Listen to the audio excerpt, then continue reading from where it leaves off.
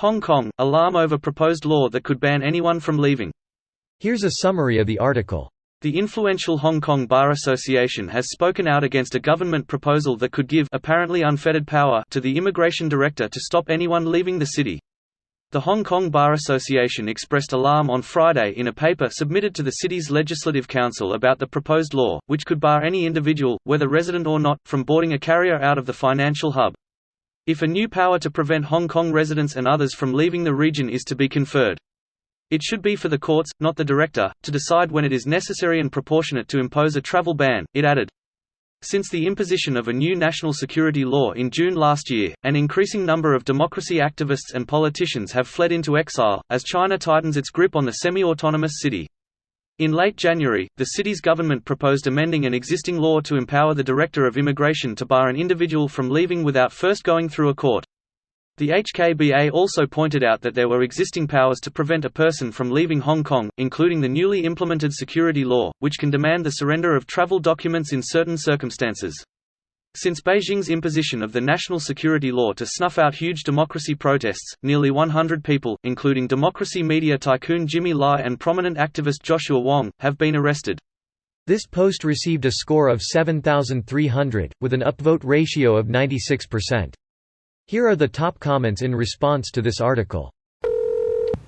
The influential Hong Kong Bar Association has spoken out against a government proposal that could give, apparently unfettered power, to the immigration director to stop anyone leaving the city. The Hong Kong Bar Association, HKBA, expressed alarm on Friday in a paper submitted to the city's Legislative Council about the proposed law, which could bar any individual, whether resident or not, from boarding a carrier out of the financial hub. Maybe China shouldn't roll back the democratic and capitalistic practices in Hong Kong if they didn't want a brain drain.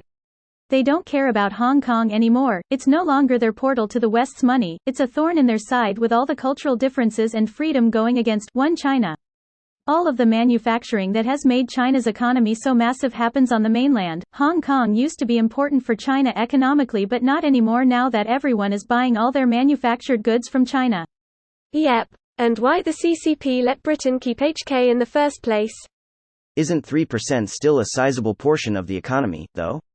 Especially if they want to keep their growth as it was?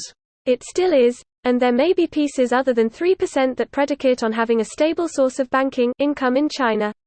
If the CCP becomes too capricious in freezing assets or jailing executives, it becomes a less stable place to do business. There's definitely other value. I've been an importer for a decade. My sellers in China regularly ship from HK and have me pay them through HK banks. That happens about 50% of the time, so there's either some kind of tax or regulatory benefit for them. This was the case before the trade war as well. It's regulatory, as this consulting firm states.